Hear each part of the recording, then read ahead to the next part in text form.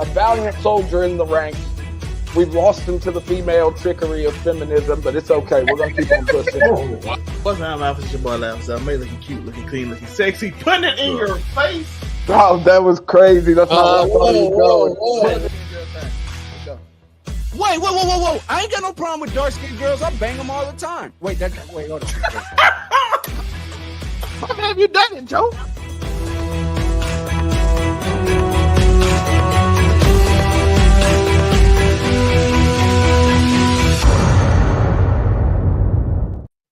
Yo, what's good?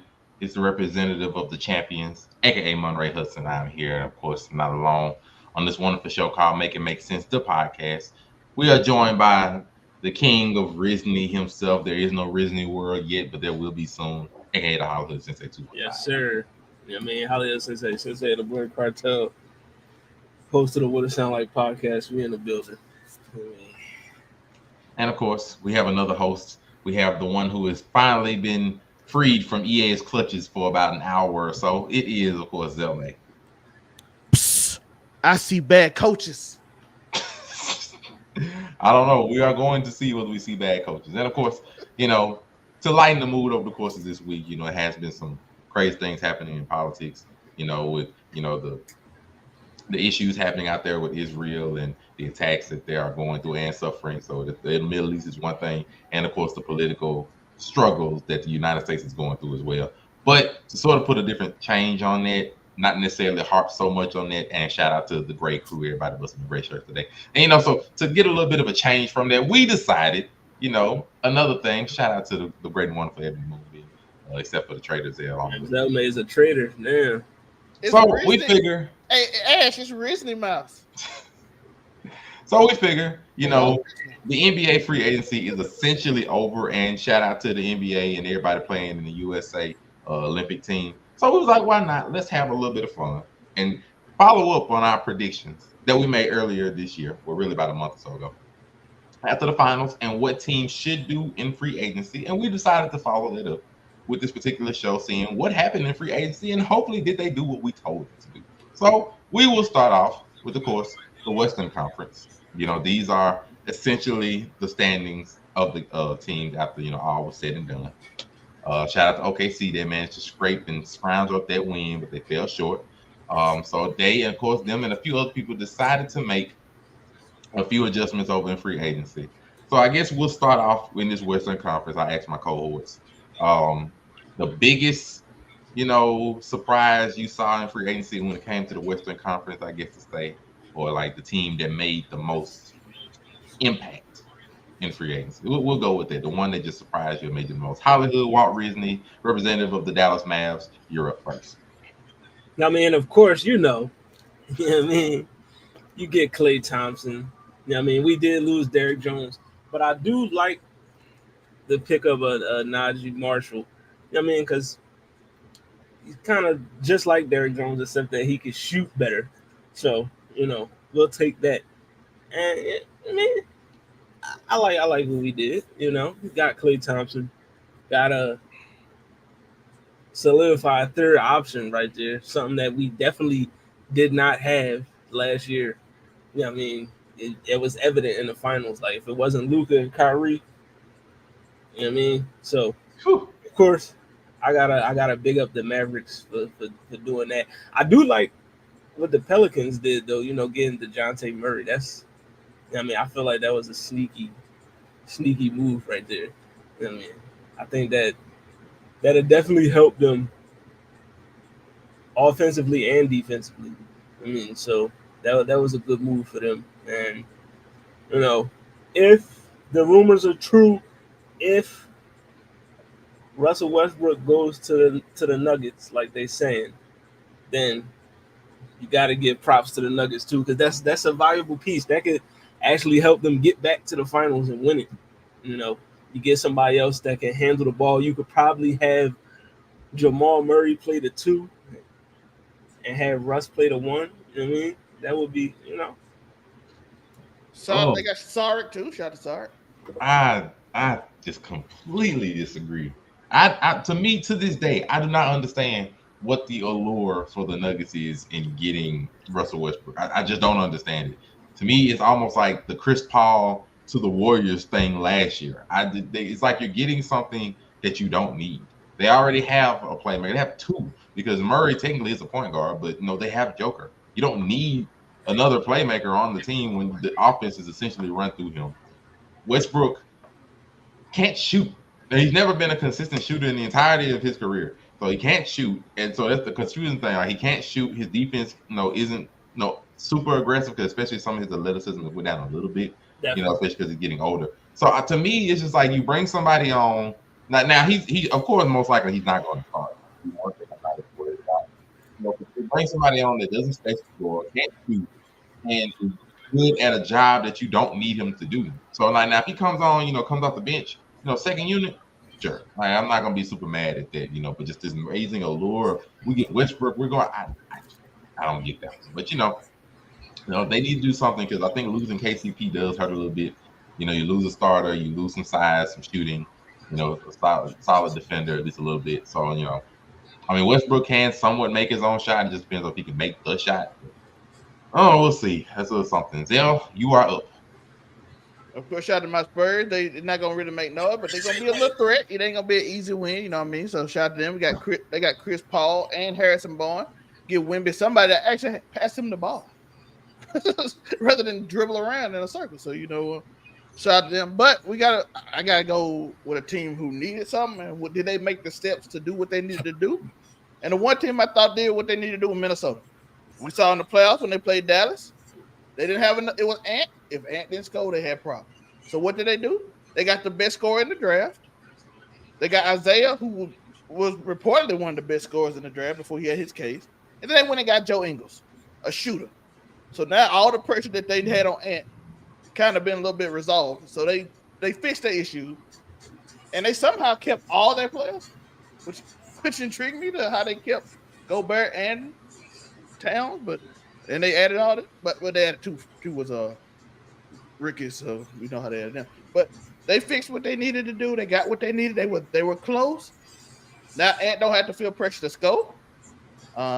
They got another like a wing defender who can guard 2 and 3. They got a point guard that's very explosive to come off the bench, and he get to learn under Mike Conley. So I think Minnesota did a great job this offseason with the move they made. And Memphis probably had the biggest move, just getting Ja Morant back. That's all. That's what you need. Just get him back healthy. Just get him back healthy. I think that's the one I'm looking forward to the most, because the Western Conference might have the biggest, splash surprise out of some of the other ones. We'll look at the East in a second. Just Memphis coming back. If Ja is able to come back, be healthy, be close to a superstar level, bit better shooting. He looked fine during the 25 games he was in before he got hurt. I think just them and the Pelicans especially. The Pelicans, if I remember right, were like a top 2, top 3 team prior to Zion getting hurt. And then when they even got into the play-in, he had a 40-point game before he got hurt again at the end of that game, and they couldn't, finish the second play-in game. So it's just, to me, I think those two teams, having their youth, their ability to move the ball, especially with the Pelicans being at the pool of DeJounte Murray and still keeping Ingram, is I think is a really good move. Now they just have pieces to be able to move the ball around, to shoot, to be able to score. Now the defense will still be a little something to be looked at, but they can actually get around and do some things. So I'm actually very, very happy for those two. I really think that those two teams are just like the biggest ones to me. Now, we got. What about Golden State? We ain't gonna talk about this. Oh, I'm about to get to them, because now we got to go to the teams that probably disappointed you the most in the Western Conference, at least in free agency. The one that just you wanted them to do something big or make some changes, and it just didn't happen. And since I'm gonna hold off on the Warriors. I would definitely put the Warriors there. I would definitely put the Warriors there. I really would. But to me, and shout out to Brandon Duhart, it's the Lakers. I'm sorry. To me, the Lakers, their biggest splash move was drafting LeBron's son. That's literally their biggest splash move. Can we quote Dr. Umar? Oh, now we turn on Dalton Connect. I'm sorry. Dalton Connect has a good draft, but I'm not going to look at a draft pick to be their biggest splash, to be the thing to get them over the hump. Now, the Nuggets taking a step down, I think is important because that is the Lakers' biggest, kryptonite the last couple of years was the Nuggets. So them taking a step down, I think is important, when you have to consider what the Lakers can and can't do. But the current roster, as you saw, really just didn't get the job done. It wasn't AD and LeBron scoring at will. They didn't have a consistent third scorer. You wanted D'Angelo Russell to redeem himself, take a step back up. It really didn't happen as much as one would hope. The rest of the bench, if they was injured, they weren't there. If they weren't injured, they weren't consistently making shots, whether it was Rui, whether it was Austin Reeves, who seemed like he took a little bit of a step down compared to what he was last year. And it just didn't do anything. They were like, you know what, we're just straight. We're just going to hold pat. And I'm just like, that's not, with the Western Conference changing up a few things, I guess they might get a little higher in standings, but to me, it's just not, it ain't it. This just isn't it. To me, that's just not it. LeBron get another year under his belt, so he's not getting younger. You just hope LeBron don't take a step back offensively or anything. AD, he had a great year this year. Shout out to AD. You're hoping that continues because, he does have a bit of an injury history. And so you depending on those two still without a third score or anything, it's just, I don't get it. To me, I think that's the biggest disappointment I had. If you want LeBron to go out in a blaze of glory, this ain't it. At me, Hollywood, what disappointed you about this free agency on the West? Well, the Lakers, Warriors, Phoenix. Even though Phoenix, they ain't got no money, so they really can't do shit. They just can't. They can't do nothing. The Clippers got worse. You losing Russ. You let Paul George walk. You re-signed Harden, but let's be honest, he's washed. Kawhi is still, on load manage year 5. So but the Lakers definitely the biggest disappointment because they were just in the Western Conference Finals 2 seasons ago. Shout out to Evan Mobley. Yeah, Cavs resigned. We'll get to that East. It definitely got to be the Lakers because they didn't improve at all. They didn't improve. They could have got Clay if they, shipped off D'Angelo Russell, but I don't know if I feel like I heard the Warriors decline that joint, so that's more the Warriors being stupid than the Lakers. The most disappointing team is the Warriors. Fuck that. The Lakers, we can talk about the Lakers because they the Lakers, but it's the Warriors. You lose Klay Thompson. You had a chance to trade Chris Paul, and Andrew Wiggins for Zach LaVine, and you said no. You had a chance to get D'Angelo Russell for Klay Thompson. You said no. So you lose Klay. You sign Kyle Anderson. Okay. He's not Klay Thompson, but he's serviceable. And I think they signed somebody else. I forgot. But see, I don't even know who the other dude is who they signed. And I probably do know him, but I don't know his name at the moment. DeAnthony Melton and Lindy Waters. Oh yeah, DeAnthony Melton. Shout out to DeAnthony Melton. But that's not if I'm Steph Curry, I'm like, yo, bro, that's the 76ers bench, Lation. If I'm Steph Curry, I'm looking at the higher ups at Golden State, yo, what the fuck is y'all doing? This is crazy. I lose my. Now we just Splash Bro. We not even Splash Brothers no more. It's just Splash Bro. And Splash Buddy. Splash Buddy. You replace him he ain't good as with Kyle Anderson and DeAnthony Melton. You see where the Warriors at in this picture? Where it say 10? That's exactly where they're going to be next year. Well, I see a Memphis team there. In that exact same spot. They're going to be in that exact same spot next year. Oh, yeah, Buddy Hill also. So, I forgot. It's Splash Buddy. So that's still not enough. They still missing an inside presence. That's the biggest gaping hole in no Diddy on Golden State. You know what I mean? So it's the Warriors for me. They're the most disappointing team. My bad. I start ranting a little bit, but it's definitely the Warriors. I'm sorry. Oh, you good. Zell, you are up. Your biggest disappointment in free agency from this Western Conference. As Dr. Umar said, Lakers, Snow Bunny Bronny James won't save you. But it's Golden State. Why? Because right now, Steve Kerr's on fraud watch. It's alert. It's a fraud watch alert. Let's see what you can do. Listen, I like Kyle Anderson. I like Buddy Hill. I like Melton. But you ain't got Clay no more. When Clay was hurt, y'all didn't make the playoffs. And when Clay digressed, y'all went to 10th seed. You ain't won nothing since you won with all Mark Jackson players. We gotta say it. You won with all Mark Jackson players, and when they gone, you seem to can't coach no more. You ain't developed not one player. Matter of fact, Kuminga was a nice surprise. You didn't develop Kuminga. You wouldn't even play him until Draymond Green decided to punch somebody in the face. Cool. And then all of a sudden he scored 20. Like, oh, I didn't know he could do that. Well, he could have did it the whole season, but you're on fraud watch, so maybe the fraud eyes can't see a talented player when he does. You know what I'm saying? The fraud eye can't see it. They don't know talent when they see it. You know what I'm saying? You only know the player that Mark Jackson coached, and some reason Mark Jackson can't get a job. Even though he coached, he basically led a team to the second round and almost beat the Spurs, and then all of a sudden they give you the job, and all of a sudden Clay developed, Draymond developed, and Steph developed. Like, look how great he is. Listen, you on fraud watch, just like Doc been on fraud watch forever, but we don't stamp him fraud now. But Steve Kerr, that stamp is coming out. I'm looking at you. Well, that's it. That's it for the Western Conference for now. I'm gonna come back to it towards the end of the show for another reason. Splash Cousins. Let's look at the East. You know, shout out to Boston. Of course, they got the job done as they needed to. But we do have to look at the free agency moves that happened here. Of course, Boston, they just had they re-signed everybody. Got probably the most expensive starting five, maybe in the NFL. But you know, we got that. And shout out to Brandon. He does agree. He on fraud watching how USA is playing. So we go with that.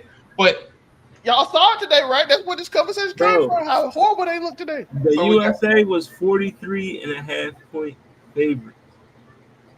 And they won by 1 point. You got a fraud as a coach. It's kind of difficult. Great coach came back. But so we got to ask the same questions from the East. You know, we have our rosters. I guess I don't mind starting off this time around, and I'll work my way back up. So the most surprising, or the team that made the most impact, you know, I mean, to be fair, it's not really surprising, but I will give a shout out to the 76ers. Like, they did what they needed to do in free agency. They got a third star in Paul George. He fits the system. He fits their team beautifully and everything. So he made the biggest impact. They also went re-signed a couple people, got rid of Tobias Harris. Thank the Lord. So they got rid of somebody that they should have been got rid of. That's all they had to do, to be honest with you. Get rid of Tobias. They did essentially what they needed to do. I mean, now their only real question is just injuries. Like, can they actually stay healthy to get to the playoffs and do what they need to do in the playoffs? And can they not choke in the playoffs? But that's not necessarily a free agency question. That's just a player question. But they did what I felt they needed to do. And they made the biggest splash, I think, you know, in the East. Even if it wasn't super surprising, because they were the odds-on favorites to get Paul. But they did what they needed to do. I'll hood you up. Hometown. You know what I mean? Of course, you know, Sixers, they get Paul George. You know what I mean? That's like I said before, the trio is now, you know what I mean? It's George, Maxey, Embiid. That's legit. But I'm going to keep it a buck. The best move for me in the East has been, it was the Knicks. You know what I mean? We can't, like, you know what I mean? Look what the Knicks did. They essentially made themselves the second, third best team in the conference. You know what I mean? So we know Boston is number one. It's not even an argument about that. You know what I mean? So it's like, all right, it's between the Knicks and the Sixers. And from what I've seen, the Sixers got the bigger name, obviously, with Paul George. I mean, but I feel like the Knicks, you get Mikal Bridges, you keep OG Anunoby. I mean, so I like the Knicks. I mean, they made some solid moves, you know. So it's the Knicks.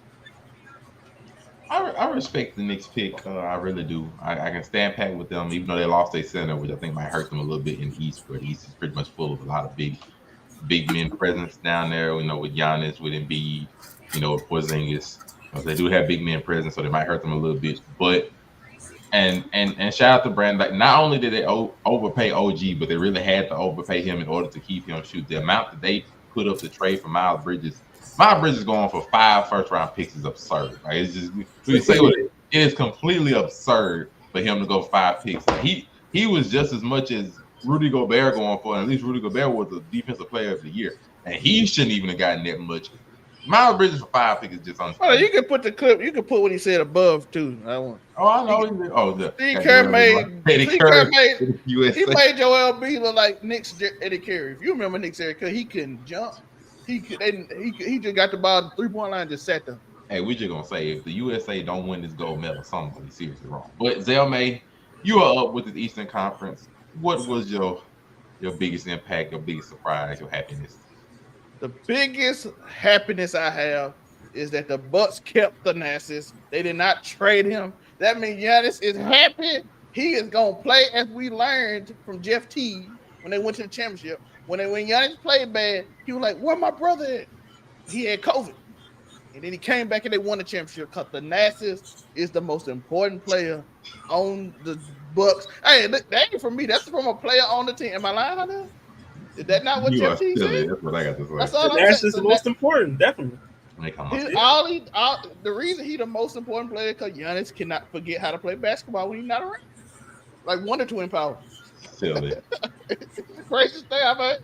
So I'm like, oh, when he was hurt and couldn't play, that's why Giannis got hurt. He didn't want. His brother wanted to get traded. But if we're being serious, it's gonna be all the Knicks and 76ers, as Holliday said. They 2 and 3 seed basically because Doc Rivers coached the Bucks. But I love what the 76ers did, by the way. Getting Caleb Martin was underrated. I think people sleep on that part. Getting Caleb Martin and then getting Andre Drummond for when Embiid, he gonna get hurt. So we know that's gonna happen. So you still you'll still have Tyrese Maxey. You'll still have Paul George and Embiid go down. You still got Drummond, which is a good rebounding center because they're gonna be kind of small. But then you sign back to KJ Martin. You got my dancing friend out here doing TikToks every day. If he keeps scoring 15, I ain't got nothing to say about him. But if you start scoring 6 out here, dog, we got a problem. End up getting Eric Gordon too. Eric Gordon's a big pickup, and I'm hearing they looking at Mark down here, one of the twins. They're trying to bring him back to get another power forward, which I think we needed. But overall, I think that whole just getting rid of Tobias Harris in general was a big win because he was a waste of roster space, but he took up too much money. So now you get to rebuild a roster around Tyrese Maxey and B. Then you got Paul George. Like I said, then you got I was worried about the bench, but you end up getting Kyle Lowry back. You end up getting Eric Gordon off the bench, probably. You got Kelly Oubre. He might start off the bench. We don't know yet. Like I said, you get one of the twins. He come back, play power forward for you, fire a little bit. Just make sure people know. I think that's a pretty good roster right there. You know what I mean? All right. Now we turn on Thanasis. Thanasis, hey, like that. Listen, the Bucks know something because they will not let him go. Yeah, they know if he goes, they got no chance of keeping that superstar. But let's start from the bottom and work our way back up with the other side. So you got to say your biggest disappointment, team wise in free agency. Zell, we starting from you, from the bottom. Your biggest disappointment in free agency on this East, or who didn't do what they needed to, is on you. It has to be Atlanta, right? Yeah, there's a lot you can choose from in this East. It's ugly. Like everybody else, mostly you got the 2 teams got better, and everybody else just took a step down. You hope Orlando get better. I'm gonna go Orlando because they tried the 2-point guard system, and I don't even think they're gonna be the 10th seed next year. I think it got to be Atlanta. They got KCP, Paolo still there. Man, that team ain't good. I'm just saying. I mean, I think Orlando still. I think they're gonna be just exactly what they was this year. So Paolo's gonna be real good. Hollywood, you up? He's just not on this point. It's like the West is like stacked, and then you look at the East, you're like, damn, it's like 3 teams legit. The most disappointing team, for me, it's between Milwaukee, Miami, and Brooklyn. I mean, they ain't got no money though. Brooklyn, you basically gave away your best player for nothing. You know what I mean? I don't say nothing. They got 5 picks for the bag. You know, Miami, like, I want to believe in y'all. I want to, but every year y'all don't do anything. You know what I mean? You just think y'all gonna will out Jimmy Butler, Bam, and Tyler Hero and go to the finals. And it's not about to happen. Yo, spoilers. Hey, we got better. Is Miami the Pittsburgh Steelers in the NFL? Like they just somehow just barely make it in every year, and they got a great coach. Well, nah, because Pittsburgh don't get past the first round most of the time. At least you can say when Miami get through, sometimes they didn't got to these finals by miracle. But they actually got a star. Pittsburgh don't have players. Miami got a star. New Miami. Got Jimmy Butler. And then the Bucks. Like, yeah, you got Dame and you got Giannis, but you got the Nets. Y'all still got Doc Rivers. That is the thing. You know what I mean? So that might be. I changed my mind. Doc Rivers on the scene. You know what I mean? Y'all still got Doc Rivers. Like, so I mean, Glenn is out here. When Glenn it's between them 3 teams. When Glenn around, it's bad things happen though. Glenn. And you know, shout out my man Monty Williams. You know, he got fired, but he still got paid. So you know what I mean, shout out to Monty. Let me see. My most disappointment. There's a couple of them on here I got. To me, I think my most surprising one is probably the Bulls because I'm just really surprised they ain't broke it up completely. I just don't understand. You basically let DeMar didn't walk away, but he was your best out of the trio, and you let him go. You wasn't able to trade Levine, which was a shocker to me. I mean, I know Levine's had some injury concern, but we done seen worse players get traded at this rate. And Levine, you couldn't find a home for him is a bit disappointing. You know, Vucevic's still sitting down there like who knows what. And I'm just like, you still really ain't had a chance to blow it up and get like stuff that you're gonna need. So now you're finna be in the midst of 9 and 14. Like, you know, because we ain't gonna talk about the Pistons. You know, like you're gonna be somewhere between 9 and 14. Because it's like you let your best and most capable player walk out. You wasn't able to trade the other one who's had injury concerns. My prayers is up to Lonzo Ball. Who knows if he gonna play again? And it's just like, bro, and my bad. And you let Caruso walk. Like Caruso, he gone, and you got get it down there. So you got a little bit of youth. But it's like, bro, you trade the best defensive player for 10 to 15 a game? Like, no, bro. Like, what do we? Like, I just don't get it. If you were gonna do that move, you blow it up. But they didn't blow it up. They just made one move and let their best player walk. So now they're gonna be a little lower. I just don't get. And they got Josh Giddey. I mean, I don't get the direction they're going in. I just don't. I don't get what they're doing. Like, I don't get the direction. I just generally don't get their direction. I don't understand where they're going. I just like they here, and now they either gonna be somewhere between to me 10 and next. I mean, the Hawks, I don't expect much out of them either. At least they got rid of one of the 2 people that wasn't here.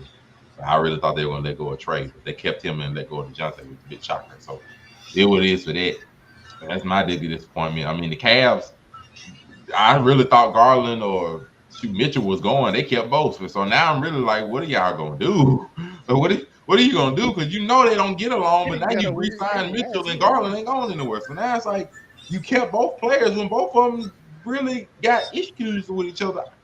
So that confused me, dude. Then, like I said, they re-signed Evan Mobley. So now it's just like, we're like, hey, we're going to force them to get it right. That's essentially what they're saying. I don't know what to say about them. Milwaukee, I'm not gonna blame them for being like, hey, Giannis is hurt, we're gonna run it back with him. I'm not gonna be mad at that. Now, if their defense is still just as bad, they end up in about the 3-4 seed again, and they just get bounced out, then I'm like, look, it might be time to make wholesale changes, fire Doc Rivers, and be done with it. So we'll see what they do. Them some of my biggest ones. I mean, a lot of the East teams decided they're just gonna run it back more or less. I'm not gonna be mad at that. I think they just gave up. They're like, hey, listen, them 3 teams got it. Well, no, I say the Cavs, they just said like, hey, we running it back. We think what we got is good. So the Cavs then kept pat.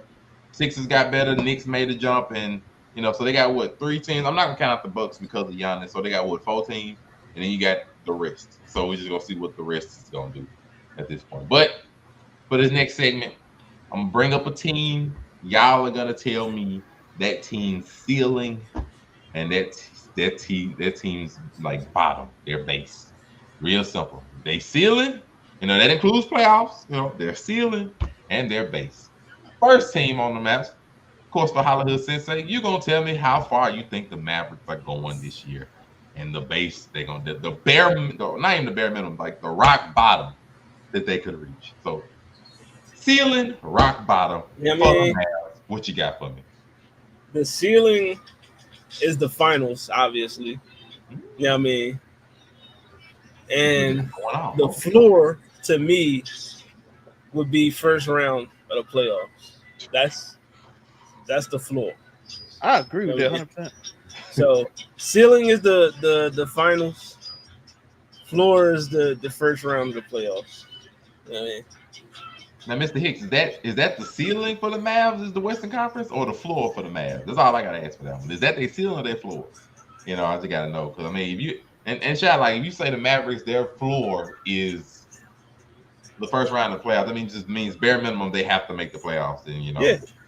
If they don't make the playoffs this year, what are we talking about? You got Steve Kerr out here coaching. Well, I mean, like I said, like I do think that them not making the playoffs at this rate would be like a little bit wild. Shout out to he said he's gonna agree with you.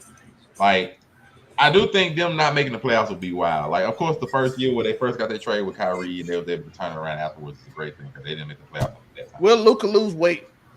I mean, you know, Brandon's like, you know, Luka got to learn how to play a little bit of defense. Let me be real. I don't think Luka's really going to be like an elite defender, but he just has to show some more effort. I just don't even be fat no more. So the ceiling for them, I think I'd be lying if I said the ceiling wasn't the finals again. I think that would be their ceiling. You know, best thing saying if Klay Thompson dials it back a little bit, you know, starts shooting lights out, you know, that he becomes like a wonderful good scorer, get a little bit of good defense from him. Kyrie dials it back, finds himself again, and Luka goes on a tear. They could do damage. They could definitely do damage running up and down it. You know, so that's one. So I'm not gonna knock them for that. I think that would be a good one. Their floor, I think their floor definitely. Man, I'm gonna be real. I think their floor needs to be second round. Like that, I think anything less than second round for the Mavericks, considering the West, and first round would be fair. First round is fair because the West is deep, and like with returning teams like the Grizzlies and other ones, I think the floor at the first round. So they need to make the playoffs and nothing else. We'll start with Zell for this next one. Shout out to your favorite team. We have those frisky Bucks. You know, so I need you to tell me their ceiling and their floor of this team. Their floor is first round exit. Their ceiling is a first round exit. Shout out Rivers. He ain't getting out the first round. They losing to the Knicks. They losing to the 76ers. They losing to the Celtics. And they losing. I got them losing to Indiana again. Shout out to the Nashville. The Nashville's the only hope. I was gonna say second, but then I don't believe in that much. Shout out the Nashville, man. Shout out to the Nashville. Man, he's single-handedly keeping the Bucks. What you got for me, please? The Bucks, their ceiling should be a championship because it's Giannis and Damian Lillard. You got two of the. Well, Giannis is a top 5 player. Dame, I want to say, is a top 12 to 15 player right now. So you got two top 20 players on your team, top 15 players on your team. So you should, theoretically say that the championship is the ceiling. But I want to say their ceiling is the conference finals only because their coach is holding them back. It's Doc Rivers. Like, I mean, we just know Doc's track record. I hope the Bucks don't go up 3-1 at no point in any series. Just don't go up 3-1. I mean, that's all. Like, if they go 3-1, I know they losing. Guaranteed. If they go 3-1, I'll put $5 on it. You just know. Start betting on the other team every game because you know they. You know what I mean? So the ceiling is a conference finals. The floor would be, first round of the playoffs, second round. So what's the second round team could they beat though? Can they beat the Knicks, Philadelphia? It's just you gotta hope. You gotta hope whatever series they in, they don't go up 3-1. That's all. They go up 3-1, it's a wrap. Yo, Milwaukee, the first team I ever seen have a coach that literally had them as a tied for the first seed, and the coach was going to the All-Star game, fire him, and then have a losing record after they get the new coach. And they do coach is a Hall of Famer, by the way. I don't know how, but for the Bucks, unfortunately, that's why the East is just not good enough for me. You know what? Screw it. I say it. the ceiling for them, I really think is the Eastern Conference Finals. I don't think they get no higher than that because first off, I don't got them above Boston at all in any way. The Knicks and the Sixers, I'd put above them. You know, the Knicks maybe a little bit less because to me, you have to show it was more than just a one-hit wonder on, making it all the way to the second round. And it is just second round. So I'm not gonna go too crazy on the Knicks, even with Miles Bridges. So, but the 76ers, I think clearly they would win if everybody's all healthy and everything. And the Bucks defensive woes, didn't really get fixed. Losing Giroux and just their team getting older. So I'm not really gonna knock that, but I think the Eastern Conference Finals would be a good ceiling for them if everything went right. I just think they would run into Boston and just get put away, or they would run into like the Sixers on a good day, get done up, something like that. Even the Knicks, if they ran them away, up and down the floor. So I'm not buying them getting back to the finals, at least not on this current iteration of the team, unless Giannis and Dame free on a fire season, double MVP votes, and they both pull a LeBron and Kyrie Irving pulling 40-point games together or something like that. I'm just not buying. So that'll be one. Their base is what I'm saying. I think their base is just they don't make the playoffs at all. And I was trying to see if the East is strong enough for them not to make it. Could I buy them not making the playoffs at all? Yes, I could actually buy it. It's shocking, but Giannis, as of recent, the last 2-3 years has had a few injury concerns that start to worry me a little bit. Then Middleton is getting older. He also has injury concerns. Dame is getting older. Just past playoffs has shown us he also has injury concerns. And so the team getting older, not really getting any younger, having defensive problems. Could I buy that they would make a 7 seed? Matter of fact, just like the 76ers of this year. Do I think how healthy they will not make the playoffs? Of course not. Do I think somebody got hurt and they fell into a bad run for about 2 months and ended up in the play-in, and then next thing you know, they find themselves on the outside looking in? I could definitely buy it. It'd be wild, but I think that would be their floor. Their floor is just not making the playoffs. And if they just didn't make the playoffs yet, and Brandon, you got a good one for me. You said if the Bucks don't make the playoffs, who get Doc gone. I can tell you right now, if they don't make the playoffs, Doc is out of there. You ain't even got to think twice. Doc is on the hot seat now. Why? Because you took the job from somebody that had the team, 15 games above 500, and you didn't make them better. So he's already on the hot seat. Then you didn't get past, the first round because unfortunately you decided to run up and, you and Dame couldn't get over the Pacers. So now you already looked at up sideways and were you really a better chance than the other player coach? And then if you didn't make the playoffs this year, he'd be out of there. He'd be gone. And then the Bucks share my screen. What we do? Oh, hold up. What you got to show us there? So I can tell you right now, if they don't make the playoffs, Doc ain't even making the plane trip back. He ain't making the plane trip. Now we turn on Doc Rivers. Well, you got to do this. Listen. If you ever watch me, I've been turning on Doc Rivers. I've been turning on Doc Rivers since 2004 when he screwed over Gray and Tracy McGrady. We do not Doc Rivers. Listen, look at this. Look at this. The perfect brother. The Thanasis is the best player on the Bucks. Giannis averaged 11 points when Thanasis is not on the bench. Look it up. It's crazy. It's not going to be bothered with you with his foolishness, man. I'm not going to do that. We need Thanasis. We're not doing it.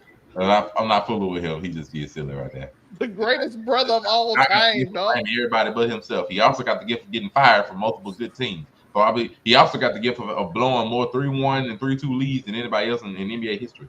Please believe if Doc did not make the playoffs this year with Dame and Giannis on your squad, I promise you, Doc would not make that plane trip back. I'm telling you, because he already had the hot seat from not getting to the playoffs this year with Dame.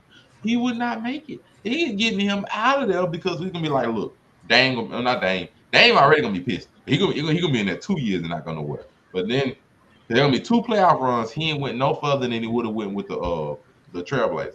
So that's already one. It's not like he really wanted to go to the Bucks anyway. So that's one problem. 2, you got Giannis already showing some irritation of not getting deep playoff runs and help. And then you give him a coach that done got him lost twice. Oh no, sir. No, sir. He out of there. That boy, he can blame everybody he wants. He'll be the next coach of the Pistons. He keep going like that. I tell you right now. That way he can lose and nobody will look twice. But Doc got fired 3 times and was only unemployed for 1 day. Hollywood. That's crazy. Tell me about these Knicks. The Knicks, Their ceiling is the Eastern Conference Finals. I mean, I feel like, everybody in the East ceiling is, other than the Boston Celtics, but their ceiling is obviously the NBA Finals. But every team under them, like the Sixers, Knicks, Bucks, Cavs, their ceiling is the Eastern Conference Finals. I mean, the Pacers too. So Eastern Conference Finals for the Knicks, and then the floor.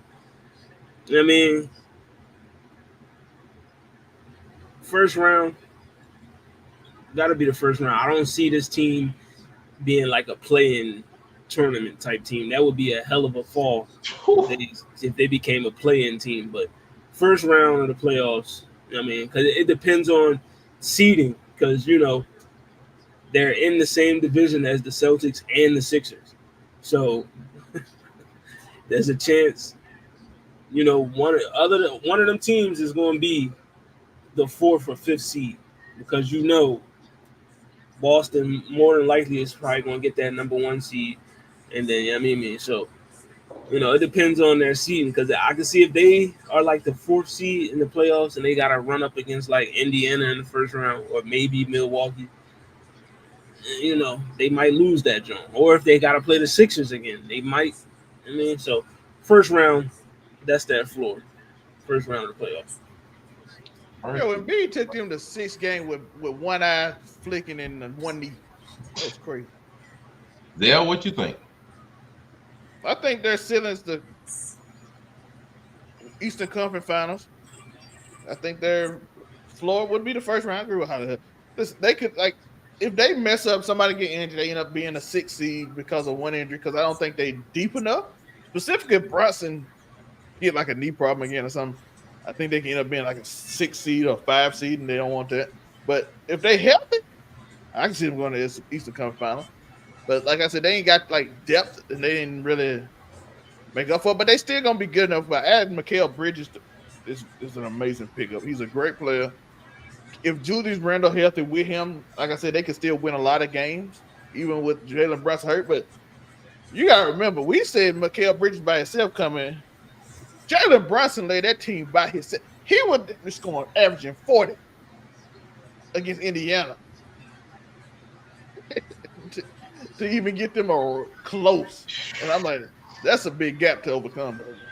Even if you do add Mikal Bridges to take off a lot of pressure, and Julius Randle, if he come back, it kind of slows the team down too. But it's a pickup because it's better, but it ain't really a great pick because he's going left every time, especially in the playoffs when you can focus on that. Regular season, he'll do amazing though. I'm really struggling, as a Boston fan, I'm really struggling trying to be impartial and fair. I would say their ceiling, if everything was to go right and they just got like a little bit of luck on their side, I wouldn't be surprised if they actually made the finals. I'm going to be fair. Like, as a Boston fan, do I think they'd beat Boston in a 7-game series fully healthy? Everybody? No, I don't think that. But looking at it as the unicorn to my Porzingis, the Porzingis isn't supposed to be available at the beginning of the season necessarily. He could be out anywhere from, just the beginning in October all the way to December. So, that might have a little bit of issue on Boston. So the Knicks, if they were to carry that momentum, end up with a number 1 seed, maybe, then, there'll be everything going right for them and everybody's able to stay healthy. So, it might take a little bit of luck on that end and like a little bit in the playoffs. So we clearly see injury through playoffs for them to make the final. But do I think they could make a finals? Yeah, if everything was to bounce right, I wouldn't be super shocked to see the Knicks make a finals. Like I said, Brunson showed that he's actually a superstar level player. It's not just a crazy run to the playoffs for 1 year. Everybody else, Mikal Bridges gives him wonderful help. Julius Randle, doesn't mess up nothing, anything of that nature. OG gives him wonderful defense, and the missing center doesn't hurt them as much. I wouldn't be as surprised. Do I think they'll get to the finals? No. But their ceiling, I think a ceiling would be a finals, maybe. I think that would be their ceiling. They have to play amazing here. You know how annoying them New York fans would be, though? No, I mean, yeah, it'd be annoying, but Thibodeau just can't run his players into the ground. And that's the thing about it. Them not having a lot of depth do hurt. But just their ceiling is that, yeah.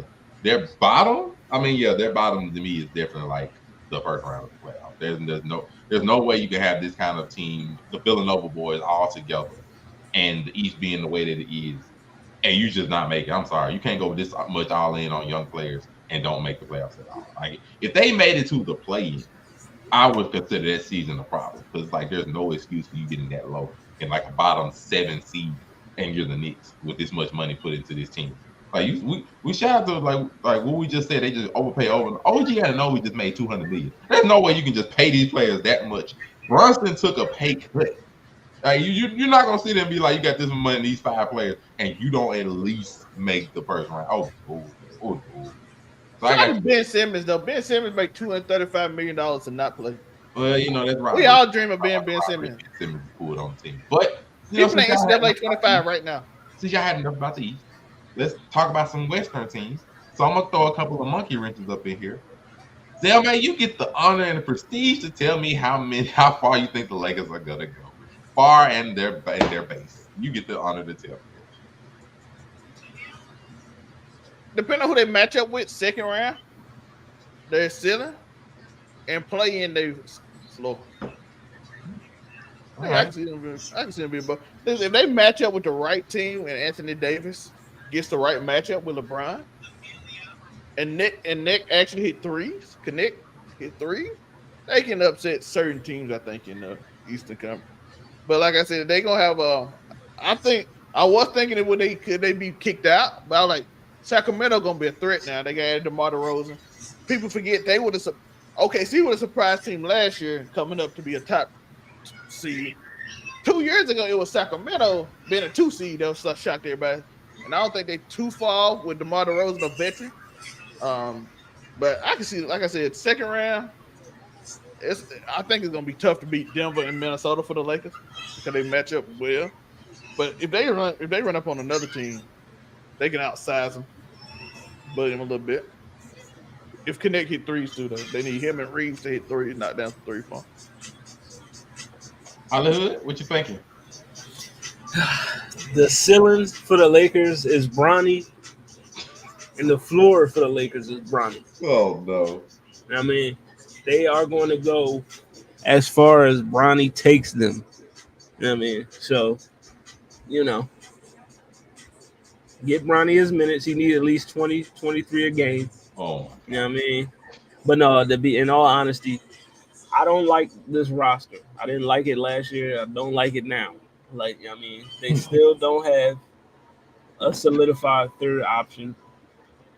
You know what I mean? It's just, it's not there. And the biggest thing that they had when they won the championship that year was inside. They had interior defense. Like, you had JaVale McGee and Dwight Howard, like, down low, along with Anthony Davis.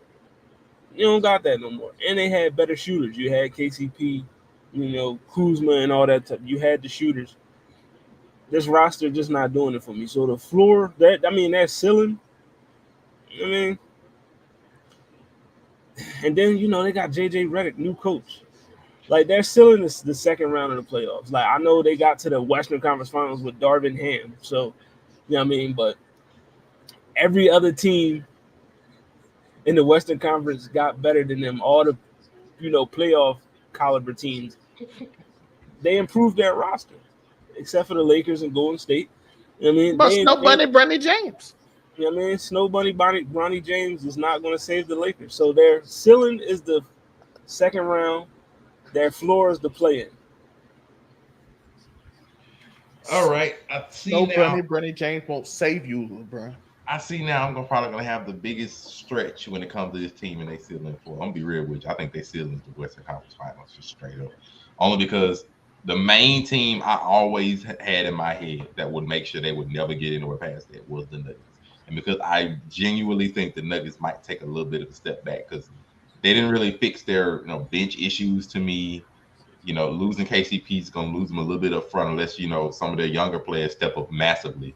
Other than that and Michael Porter Jr., unless he makes a big step and becomes a third scorer, I just don't know how the Nuggets don't really take a little bit of a step back. And so the Nuggets taking a little bit of step back doesn't necessarily mean to me that the Lakers are going to beat them, but it just makes them more beatable. And so, like, that means they may not make 57 and 25 this coming year. They may make 50 and 32, something like that. I wouldn't make surprised like a little bit of a step back. The other Western teams, though the West is deep, not a lot of those teams really scare me to make it where like, oh, okay, LeBron and AD can't just sneak through them. Like OKC, they made beautiful steps, beautiful strides or whatever. Are they still a young team that has to prove they can get past second round? Yes. Like this team still essentially has the biggest amount of experience in the playoffs. Their team really didn't change. And the main team that stopped them is going to take a little bit of a step back. So do I believe they can sneak through a Western Conference Finals? Sure. You know, LeBron still beats Father Time. AD don't get hurt, you know, and just, you know, screw around and, you know, might win. I could buy that. Do I think they get past that? No, because I just genuinely think the youth of the rest of the West is going to get the better of them. I don't think LeBron is just going to be able to throw up 40-point games and AD be super consistent and then they still be able to get something from the rest of the team. No. Like we've seen 2 years in a row, D'Angelo Russell not going to be able to give you what you want, most likely. Austin Reeves took a step back. I don't think that's gonna come back. And then the coach is a joke. Like, we're not gonna sit and act like it. You went from Darvin Ham, who at least, you know, had a little bit of background coaching experience, to somebody that ain't touched a clipboard. Like, just gonna be honest with you. Like JJ Redick becoming a new coach makes absolutely no sense. You know, so you have a brand new coach, and we already know LeBron and how he does coaches. LeBron dang that coaches himself. This is his podcast buddy and friend. So you basically made the coaching job look like a complete joke. You didn't really do any other free agency moves. So the team didn't get better. They just got older. And it's just like, what was the point? So to me, they could get to the Western Conference, you know, being Sly, right matchup. Whoever got to the Western Conference at that point, I would put above the Lakers straight up. So, you know, that's me. Their floor, I think their floor is just not get to the playoffs at all. Like, I'm sorry. The West is loaded.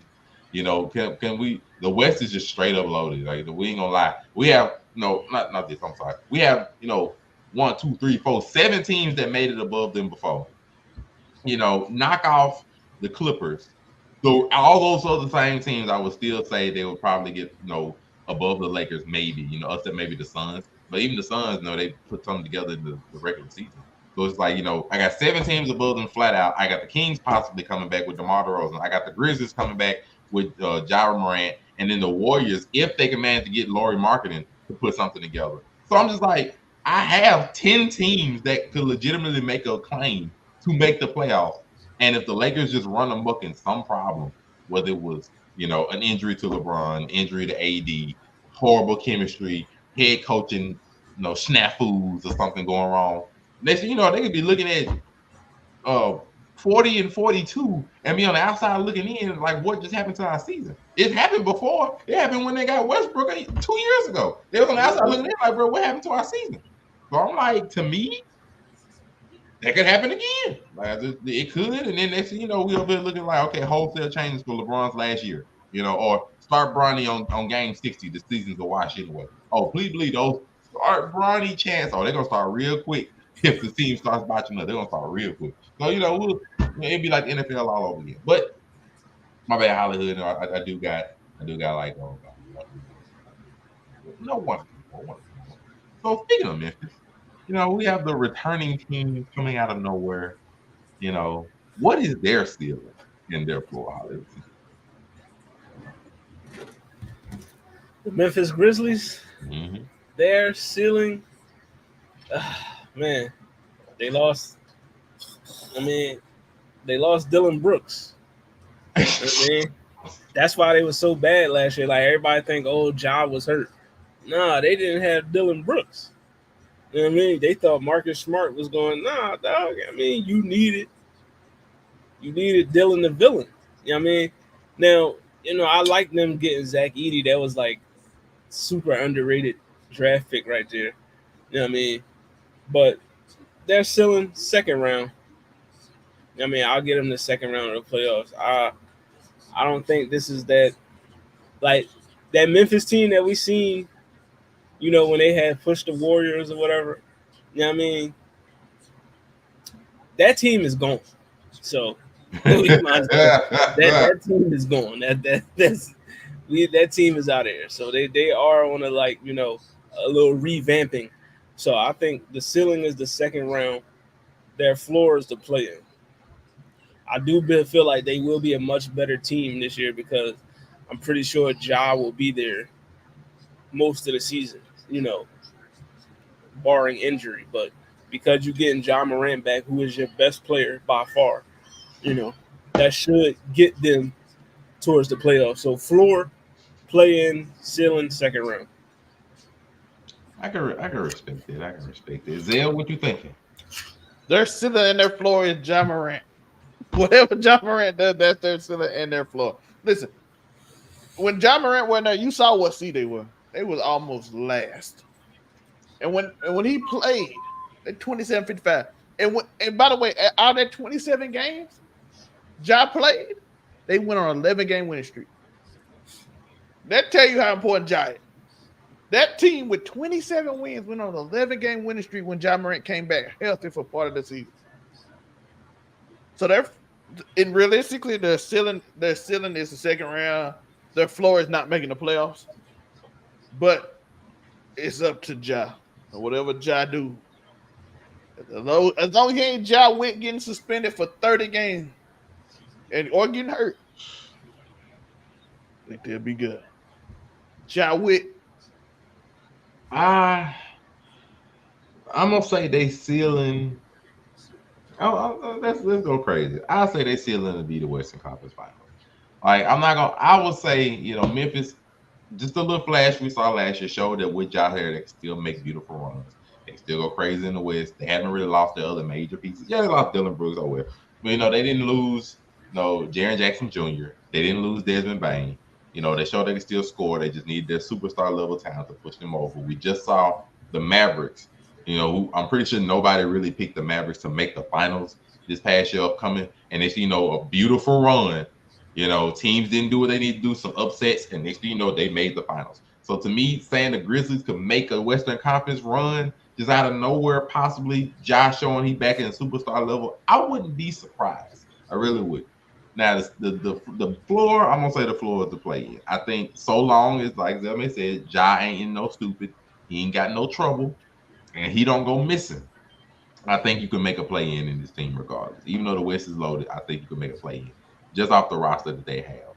Even if like some snafus or something, as long as you keep Ja there, I think you can pull out 40 games bare minimum. The other team can get you a couple of them. You can make a play in. So I just think you can pull that together, especially with the fall of like the Clippers that's going to happen, like stuff like that. I think you can get there. And finally, Zell. Speaking of the Thunder, tell me what the Thunder gonna do. By the way, I want to shout out to Angel Reese and Caitlin Clark for beating the Olympic team tonight.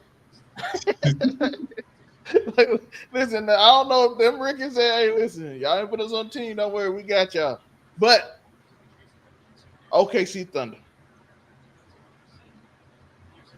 I could think they can. I'm gonna say it. I think they can go to the finals, or beyond the first. Or I even say this. I think they have the most wide range of anybody. I think they can go to the finals or go to the play or be in the play-in. I think it's that rangy because we don't, like I said, Sacramento and Memphis might be back. We don't know what the Lakers gonna be. We assume they're gonna be bad, but OKC was so young. Was it a flash in the pan season?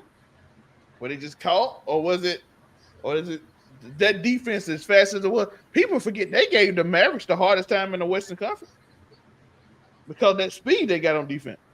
But is that just gonna be a one-time thing, or is it gonna be? So I think their range is the deepest anybody. I can see them in the finals, and I can see them in the play-in. Solid. Ceiling, conference finals. Their floor, because the West is just a gauntlet. Their floor could possibly be the first round or the play-in. You know what I mean? Because nobody, let's keep it a buck. Nobody up here and nobody watching this show, you know what I mean? When the NBA season started, y'all was like, yeah, OKC gonna be the number one seed. Like, nobody, you know what I mean? They came out of nowhere last year. So when teams do that, sometimes there is a bit of regression. You know what I mean? Sacramento? So, because, like Sacramento, you see, like, because people get hurt, you know what I mean? Shit like that, But I do like that they added Caruso, to the mix. But their ceiling is the conference finals. their floor is the first round. I'm gonna go a little bit more. I do agree that their floor should be first round. I think just the moves they made, the jump that SGA showed that he can lead a team at least to the playoffs and pass the first round. So because you was able to do that with your team before you got a couple extra roster moves, I think the first round should be your ceiling, your floor. Period. They get anywhere under the first round, something's gone horribly wrong on the team, on play, everything. Their ceiling, I would say their ceiling is the finals. I'm not buying necessarily that the OKC should be the odds-on favorite to reach the finals out the West. I'm not necessarily buying it, considering how young they are. SGA is a monster. I get that, but to me, the one thing I felt they really needed was a second score, like a second guaranteed score. That's the one thing they did not get to me out of the entirety of the free agency. Like they got Isaiah Hartenstein, which is a wonderful pickup. That way, Chet doesn't necessarily have to sit down there at the center spot. He got somewhere to bang down over with him that's not really needing the ball. And so he can push up to that 4 spot. Really good. I love that addition for them. They picked up Caruso, wonderful help on the wing. But neither one of those moves really helped their scoring. And that was a problem that they ran into when they played the Mavericks sometimes, is that the Mavericks would have horrible shooting nights and scoring games, but they couldn't generate offense if it wasn't SGA. Like if SGA didn't go off for like 30 sometimes, you would wonder like where's the offense come from? Jalen Williams, no, he's good. But like it seemed like he wasn't able to really just become that secondary scorer for them. Chet, this was his first year really back playing a full year.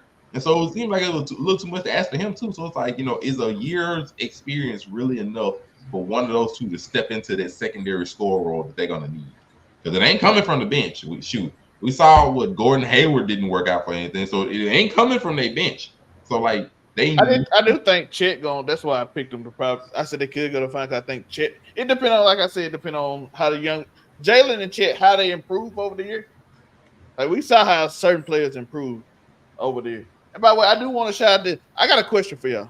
So on this, does it seem like the WNBA new players and the ones coming up, do they not seem like way bigger? And this is Flau'jae, who got a son with Lil Wayne, and she plays at LSU next year. And Paige Buckner, who got like 20 million TikTok followers. I mean, it depends. Like if you ride the wave of Angel Reese and Caitlin Clark right now, yeah, you can be something. But like to me, it's mainly because of those two and like the waves that they put in social media wise, why the WNBA can be big, why those can follow up. But if they don't do something after that, like after those who get more and more settled, unless like they keep aspiring to superstardom for something like that, if they don't keep on, I mean, the fandom and the wave is going to die down with them. We'll just see. Because Paige is huge right now. And Flau'jae, like I said, she got a son with Lil Wayne. That is crazy. You know how many of us wish we could have a son with Lil Wayne?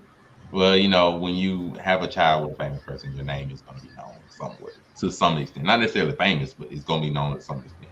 Like if you're like, let's just say, perfect example, when Drake found out Drake had a baby mama out of nowhere, everybody was looking up that baby mama name, and then afterwards, it sort of died down. So it just depends. You get your 15 minutes of fame when you get known, and after that, if you don't do nothing else, it is what it is.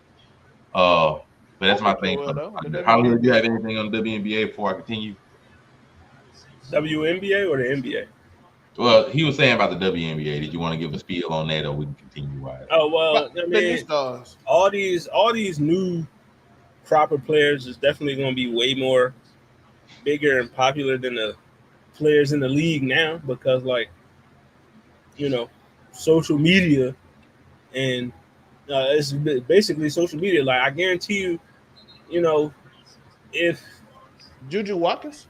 If Asia Wilson wasn't in the league now and she was coming into the league, the stardom would be way bigger, even though we already know she is a star. But because of like I said, social media, the media coverage now, like we knew it was going to happen. Like that these new players, and plus all these new players, you go on their Instagram pages, their TikToks, their Twitters, they got millions of followers. Angel Reese got 3 million followers on Instagram. Caitlin Clark got like a million followers on Instagram. Cameron Brink got like 2 million followers on Instagram. So they popular as hell. Paige Beckers, Flaw J, you know what I mean, Juju, like yeah. The media and social media, it's only going to get bigger. And they just signed this new deal too. So yeah, $2 these billion. new popular players, they only going to get more and more popular just because. Yeah, they were getting 20 million. Now they got a $2 billion. Listen, hey, y'all gotta thank Caitlin Clark. she is, yeah, she is. But y'all gotta thank Caitlin Clark and Angel Reese. I did. Them niggas ain't answer. So I'm gonna just go to work like I'm supposed to. But to finish it off, I got one more ask They question. pull up. They don't. But either way, I'm gonna be at work. We got a couple of them for. But either way, so real simple question. I'm gonna start with you, Zelmay. Let Hollywood finish his business. Zelmay, for 2024's 2025 season, tell me the playoff order. The order? Yep. We 1 to gonna 10. go Boston, New York, Philly, Cleveland, Milwaukee, Orlando, Indiana, and it's the final 8 seed who I'm gonna say get in even in the play in. I'm gonna say Miami. I'm gonna say Miami again. So I think out of that you had Milwaukee and you had the Sixers at 3. You had Milwaukee down to 5. And then I think you had the Magic down to 6, Pacers at 7, and then the 8 seed still the notorious Heat team. And that's what it is. Yeah, suppose like Mike Tomlin, he gonna get in the 8 seed somehow. Just get in, just barely make it in every year, no matter what. Oh, Hollywood, tell me your Eastern Conference standings for 2024, 2025. I mean, Celtics 1, Sixers 2, Knicks.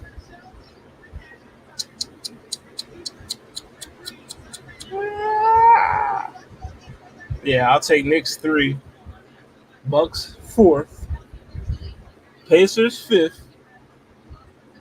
I'm gonna go Miami in 6, Cleveland 7, Orlando 8, and then your playing teams will be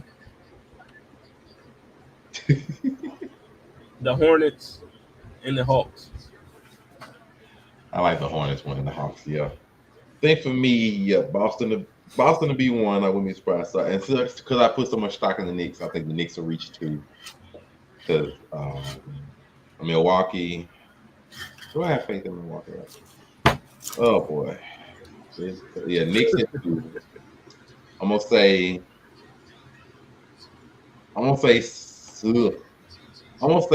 the Bucks at 3. I'm gonna say the first 3 are gonna stay the same. 4th, I think it'll be the Sixers because I just do not trust everybody to be healthy for the entirety of the season. I just don't. Hollywood included. So I'm gonna say Sixers, they don't fall as much. I'm gonna say them at 4. Then after that, I'm gonna say Cleveland will be a sharp 5, Pacers at 6. No, I scratched it. Yeah. Pacers at 6, Magic 7, and then that darn Heat team is gonna stick around at 8. I think they're gonna try. Don't he Mike Tomlin? The Steelers, they just somehow win. He never had a losing season, no matter how bad it. I'm gonna say that the notorious 8 seed team, they're gonna stick there. 9 will probably be the Hawks. 10 doesn't really matter, but 10, I think the Hornets get some kind of. I think they'll go with that. Now that was the easy one. Tell me the playoffs for this West is the one you will have to give me. Zell, you up first. I'm gonna go interesting. I think it's gonna be Minnesota 1. I think they're gonna go for the 1 seed the hardest. I think OKC gonna be a 3. I think Denver stays at 2. I think the Mavs end up at 4. I think some Clippers gonna somehow make it to 5 because every year somehow we gotta have a Mavs versus Clippers every year. Can't hear you there as much. Somehow every year Luka always comes back. like the coach. So I'm like, I don't understand it, but they're gonna have to play in the first round. And then let's go Pelicans 6, Sacramento 7, Lakers 8, Phoenix 9. And I don't care who the 10th seed is. It's just San Antonio just for fun. I hood you up. The ugliness of the West. All right, number 1, first seed, Denver. I mean, I just still feel like they're the best team in the conference. I mean, number 1, Denver. 2, Mavericks. 3, 3, Minnesota. 4, I'll go OKC. 5, Phoenix. 6, I'm gonna say Sacramento. I think, and DeMar DeRozan is going to put them in the playoffs. So 6, DeMar DeRozan. 6, the Kings. 7, I like New Orleans. They can stay at 7. And then that 8th seed, it's going to be one of them LA teams. Either the Clippers or the Lakers. I'm going to take the Lakers. And then the play-in teams will be the Clippers and probably Golden State. So, yeah. Now, of course, all of this, as we're saying, is without lower marketing on the Golden State team. But for me, I'm gonna agree with Zell on number 1. I think Minnesota gonna take number 1. I think they're motivated. I think you got to be motivated. That's why I don't pick Dallas. I think Dallas do it. I feel like Luka don't be caring about regular season. I'm gonna say them for number. I'm gonna say Minnesota number 1. I mean, Rudy Gobert always cleans up in the regular season anyway. So I'm gonna say them for number 1. 2. It's gonna be ugly. I'm telling you that. I'm gonna say them for number 1. 2. I'm gonna go on a limb. I will. 1. Yeah. 1. I'm gonna stick with my Minnesota. 2. I would go as far as say. I'm gonna say the Pelicans. It's gonna be a bit wild. I'm gonna say the Pelicans only because they were really good in the top 3 seed before Zion got hurt. I don't think that happens again. I think DeJounte Murray helps them a lot. I'm gonna say they sneak out of nowhere. Well, not really out of nowhere, but an 8-game jump with DeJounte Murray and a healthy Zion, I don't think that's hard to say. I'm gonna say they get to 2. And then 3, I'm gonna say OKC. I'm gonna say OKC gets the 3 seed. I think they ain't gonna fall too much, if at all. I'm gonna say they get the 3. 4, I think will go to. I'm gonna say. I say the Mavs for 4. I'm gonna say Mavs at 4, which means I'm gonna say the Nuggets at 5. I say the Grizzlies will get to 6. I think they'll get right out the play-in. I think Grizz will be at 6. Then they'll leave Kings at 7, and I think.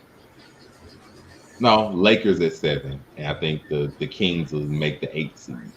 Even though they still got DeMar DeRozan, they still lacking defense a lot of times. So I think they're gonna still get into the top 8, which will leave the Suns in the play-in, and then Golden State will probably be in the play-in as well. They'll leave those 2 teams in the play-in. It's gonna be an ugly West. And I got some surprises, but that's what I'm going with. You know what series I want to see next year in the playoffs? I want to see Dallas versus Sacramento. It's gonna be like cone defense out there. It's gonna be scoring like crazy. You got Clay, Luka, and Kyrie playing defense on versus Sacramento. It's gonna be 140 to 140. A healthy Zion is like a sober Charlie Sheen. It just don't exist. Here's the thing about it. We used to say the same thing about Anthony Davis, and lo and behold, he was mostly healthy this past season. I think Zion can do the same. If Zion stays skinny this year, he can make it. I'm gonna give him 1. Like I said, we thought AD was street clothes. He put together a season. He was here, and it wasn't really his fault that they lost. So, the street clothes supposedly not saying Anthony, but say the one known in street clothes formally is able to do it. Zion, if Zion coming fat, he getting hurt. I know he getting hurt if he coming fat. So I'm gonna say, I think if they get them, I'm gonna say this. Otherwise, do we get skinny Luka, or do we get skinny Zion and skinny Luka, or do we get fat Zion and fat Luka? I mean, you got a better chance of getting them both skinny. Luka gonna be hungry for a final. Zion gonna be hungry for a playoff. So if you got any chance, they both just hungry how fat they is. But You want to throw anything else there, or that's it? Yeah, I got one more thing to show y'all. We got man Hollywood. This is for Hollywood because we've been talking about this forever. We can end racism. Hello, we ending racism.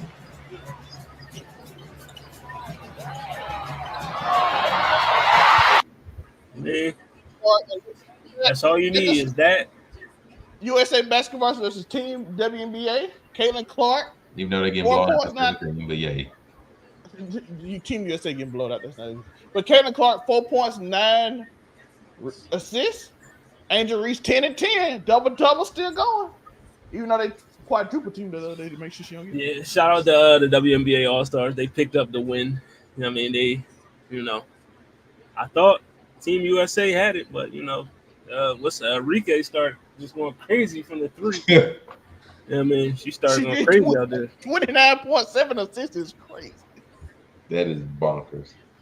But that will do it for this show today. Of course, if you appreciate and like what you watch, make sure to do us a favor. Go like, comment, subscribe to Make It Make Sense, the podcast, YouTube channel, and also on the Facebook, because we got to get those Facebook above 100 so I can get back to doing posting stuff on there. Look for this lovely insignia on both of those sites. They'll let you know where to find me and the rest of this wonderful crew. Speaking of the Facebook, group, make sure Facebook and YouTube, of course, go like, comment, and subscribe to both of them. Only take a second out of your day. Mean a lot to me and to the rest of this crew. And of course, we can't let the crew go out without letting you know where you can find them, because they have their own hot takes. First and foremost, Hollywood Sensei. Where can they find you? You can find your boy Hollywood Sensei of the Blur Cartel, every Thursday on the What It Sound Like podcast. You know what I mean? Only on the Blur Cartel. You know what I mean? Also the Blur Cartel, Facebook, Instagram, YouTube, Twitter.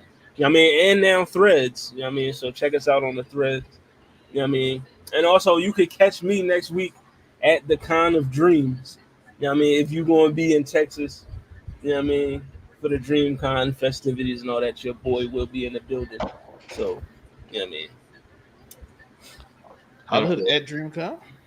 We do have, of course, him, but don't forget the exclamation point. Don't forget the exclamation point. But it's your boy Labs. I make looking cute, looking clean, looking sexy. And of course, you can find me at Keep It 99 Media, where we review all your favorite shows. A little less now, but we're going to get back to all your shows. We got Twisted and a bunch of stuff coming. But live Deadpool reaction coming from DreamCon on Friday night. Y'all excited for that? Hope so. Actually, it might be live. We got to figure that out. But it'll get reviewed on this show, if nothing else. Yeah, so it will be recorded. We're gonna come right out the movie theater as the group and give y'all a reaction. I even bought the little thing for your shirt so we could all speak into it. So I already prepared for that. I bought that like Friday. So we're gonna get a live review right after we get out. We're gonna give you the real experience, tell us our quick thoughts, and then we probably gonna review it on Make It Make Sense. Might be together or not, depending on. Who knows? It'll be like 6 people on one screen. Yeah, so we don't know how that's gonna go, but we're gonna figure all that out. DreamCon content, everything gonna be fun, great time. You're gonna see your boy Zell with Hollywood, and you don't know who else might show up. So looking forward to that. And don't forget, House of the Dragon review Monday. It's been popping off. Y'all really love the reviews. It's the most different review show ever. One week we got the most professional review ever with analysts who've been analyzing movies forever. And then we got the most ratchet one at the same time the next week. Listen, you'll never know what you're going to get. Enjoy it. It's a great time. That'll do it. And of course, I'm your host, Monray Hudson. Everywhere it says Monray Hudson, Facebook, Instagram, Threads, as it still exists. And of course, on this wonderful YouTube on Make It Make Sense, the podcast, and on TikTok. So make sure, like, comment, subscribe on all those. And of course on Twitch. Wherever you're watching on Twitch, we thank you so much for watching. Make sure to do the same thing. Like, comment, and subscribe. We watch and review and see about all of them. Let us know what you want to see on these wonderful pages. We will do our best to serve you. Thank you all for watching. Peace. Don't forget, shout out Team USA.